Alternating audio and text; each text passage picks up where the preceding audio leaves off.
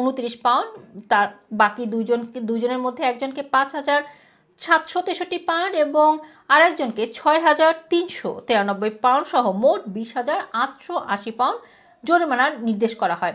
ট্রাইব্যুনালের বিচারক জানিয়েছেন, অস্বাস্থ্যকর পরিবেশে ফ্ল্যাট থেকে ওই 3 স্টুডেন্ট ঝুঁকির মধ্যে ছিলেন। ঠান্ডা এবং স্যাঁতস্যাঁতে পরিবেশে মল সমস্যা এবং অপর্যাপ্ত ফায়ার সিকিউরিটি সিস্টেমে তাদের জন্য অনিরাপদ একটি জীবন ছিল। এছাড়া 16 মাসেরও বেশি সময় ধরে বাড়িওয়ালা হেজেমো লাইসেন্স করাননি বা ছিল না। এর মাধ্যমে তিনি সরাসরি আইন লঙ্ঘন করেছেন এবং ভাড়াটিয়াদের বিপজ্জনক পরিস্থিতিতে ফেলে দিয়েছেন, তাই তাকে এমন শাস্তি দেওয়া হয়েছে।